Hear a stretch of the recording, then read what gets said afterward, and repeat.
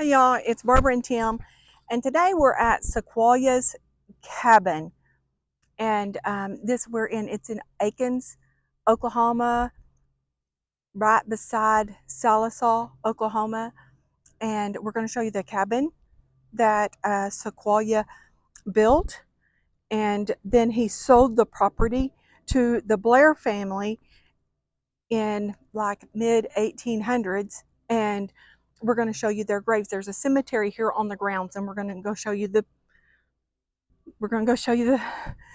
cemetery and tell you a little bit about the family. But first, we want to show you the grounds. This is gorgeous, and it was free, y'all. There's no admission. It's beautiful here. There's a small little museum, and the logs on the front of the log cabin down here, which is a little museum, those were hand hewn by Sequoia. And what is so neat about Sequoia is um, let me see if I can find the language. Yes. Um, okay. So the cabin was home from 1829 to 1844 of Cherokee Indian. His name was Sequoia, who in 1821 created a written language for the Cherokee Nation. That is really awesome. And so we're going to go inside. They told us we could go in and video and show you the cabin. They built this structure around it to protect it, to preserve it. And then, so we're just going to show you just a little bit of the cabin. It's very small. There's not a lot to see.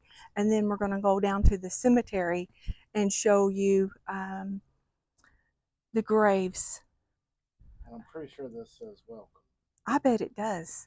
I bet it does.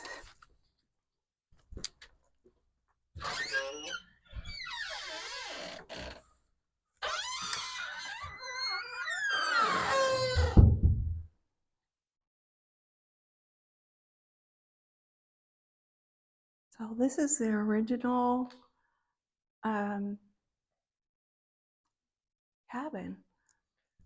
So go ahead and go show them the inside, and then we'll go down to the graves.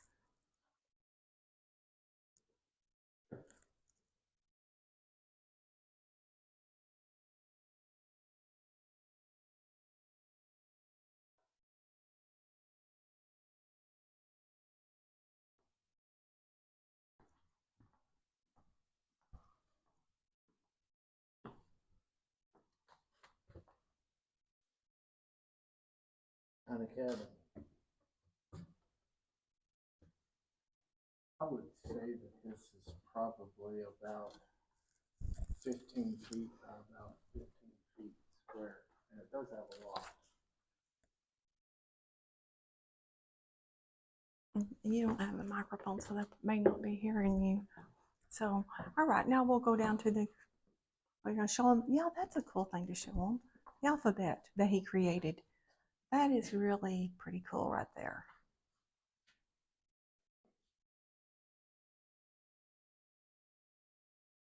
And even the typewriter here.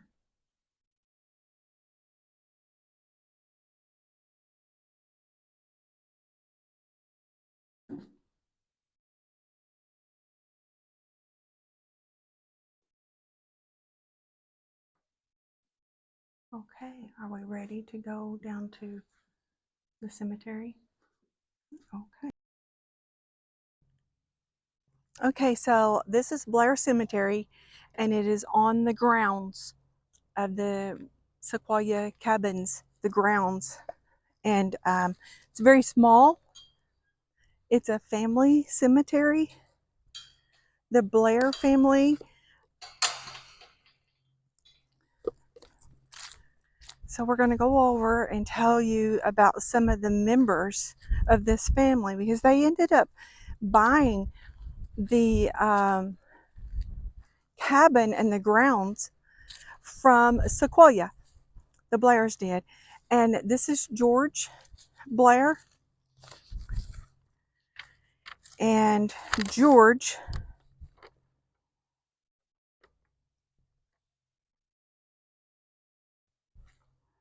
was he was either 98 or 99 years. And I don't know why it doesn't tell us the exact. That says 98 years, so we're going to go with that. And his wife Nancy over here was 86 years, and they were survivors of the Trail of Tears.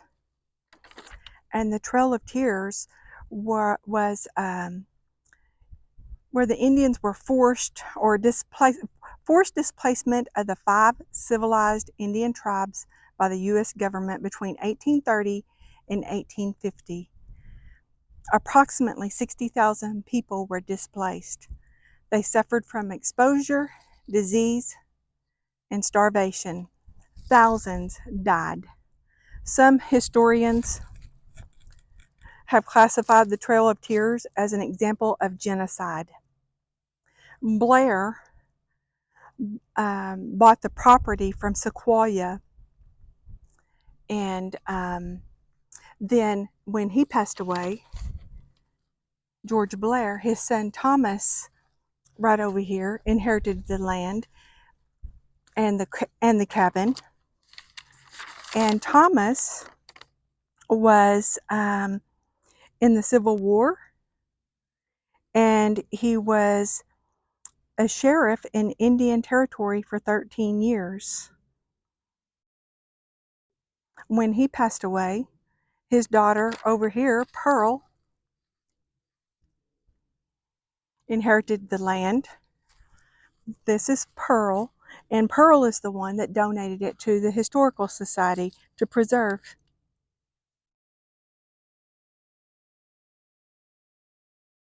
And there were some other family members. Let's go back here to George.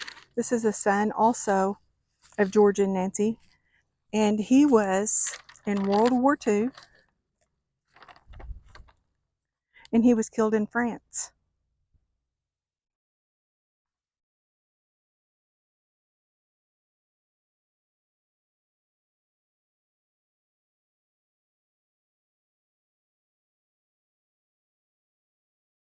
I think he was 34 years old. He was born in 1910 and died in 1944.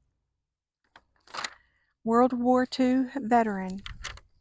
And then we have, let's see,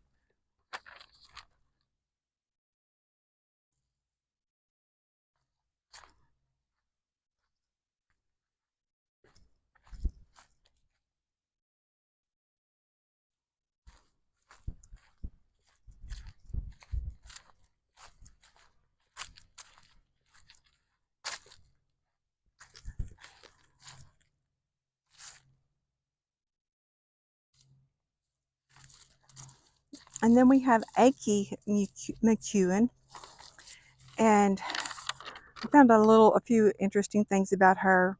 Her dad was killed by bushwhackers, and it says in one place in 1863, and another place it said in 1883, but her dad, his last name was Walking Stick. So her maiden name, Aki's maiden name, was Walking Stick, and her dad was quite a ladies' man because he had 2 wives, and neither one of them knew about the other wife. And then these are Aki's children. She had all these babies.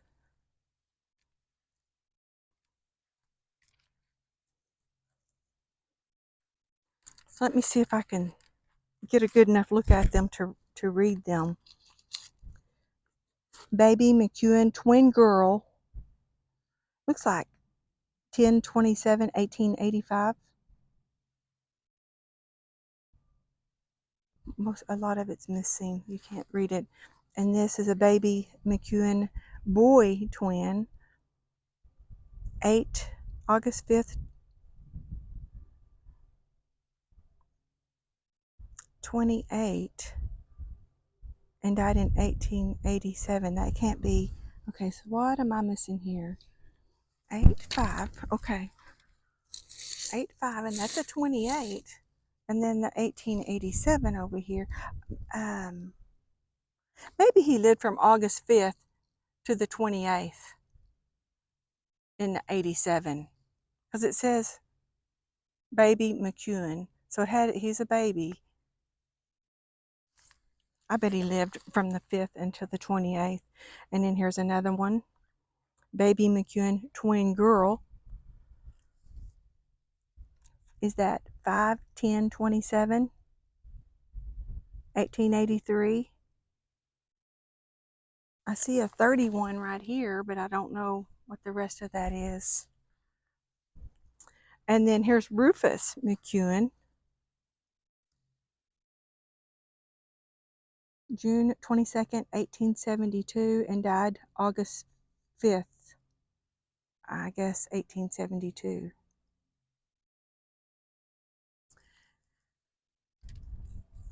So this is the Blair family and their descendants. Some of the names are different. Yeah, we can go read it. I don't have any back history on it, but we sure enough can go read them.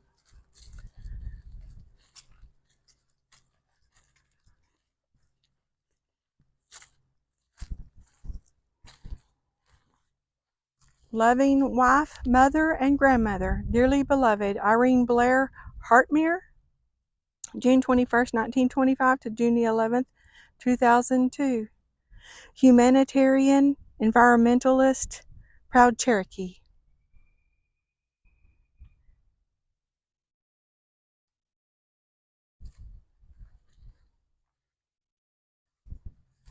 A lot of Blairs.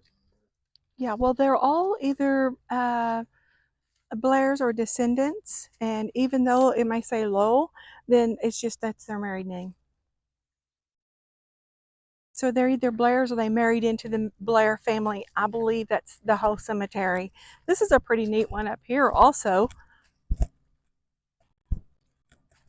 I might be getting too far away from you.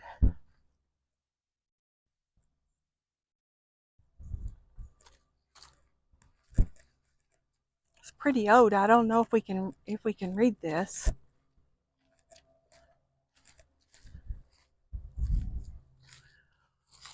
Louisa, wife of, I don't, anyway, she was born February 16th, 1850. Aldridge. Baldridge? Okay, born February 16th, 1854, died August 28th, 1886. Let's see the name over here. Wife of something Aldridge.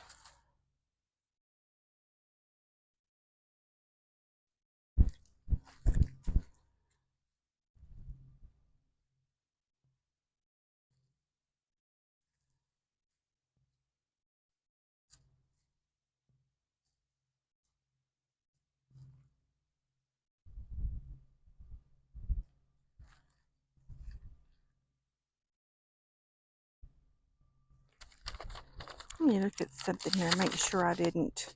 Let me see.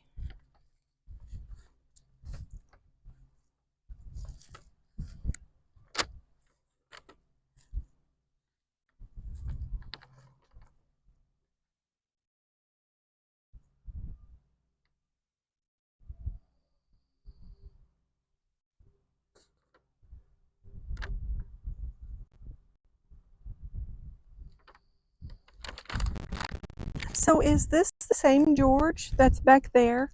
The family just, um, because, well, he was born in 1866 and died in 1910.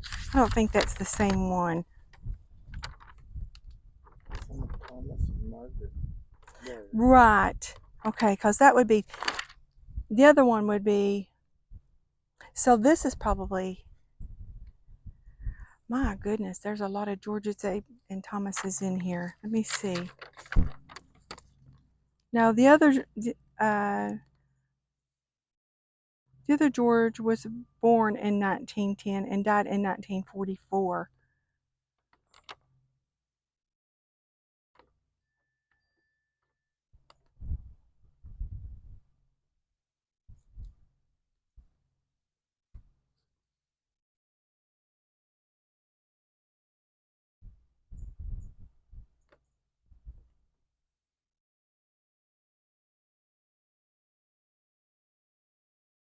Okay, so there's three. So this is their son, right there. George Blair there, and then this is their son, and the guy, the prophet that was killed in France, that's his their son. I believe that's the way it's going to be. 1910 to 1944, and he died in 1910. So he didn't know his dad. His dad died in 1910, and the prophet wasn't even born until 1910. That died in France. And this would be his grandfather. The prophet that died in France. This is his grandfather, his dad. So there's three generations of Georges here, George Blairs.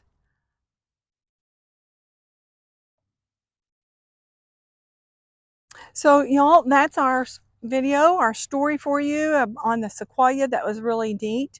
He created the Cherokee language. This was his property, and that was his log cabin.